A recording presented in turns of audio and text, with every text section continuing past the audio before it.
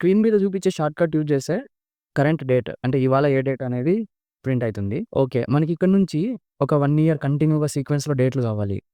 అప్పుడేం చేయాలంటే ఇక్కడ హోమ్ ట్యాబ్‌లో ఫిల్ ఉంది కదా! దాంట్లోకెళ్ళి సీరీస్ అనే ఆప్షన్ ఉంటుంది. దాన్ని క్లిక్ చేసి ఇక్కడ కాలమ్ సెలెక్ట్ చేసుకొని స్టాప్ వాల్యూ ఎక్కడి వరకు కావాలి, మనకి ఏ డేట్ వరకు కావాలి అనేది ఇచ్చేయాలి.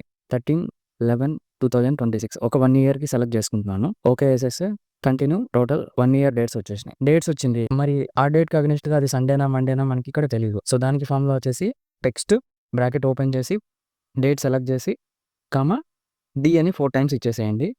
ఎంటర్. ఇక్కడ కార్నర్‌లో డబుల్ క్లిక్ ఇస్తే టోటల్ సెలెక్ట్ అయిపోతాయి. డేట్ వచ్చింది. మరి మంత్ కావాలి. Equal to text bracket open date select చేసేసి కామా ఎం అని 4 టైమ్స్ ఇచ్చేసేయాలి.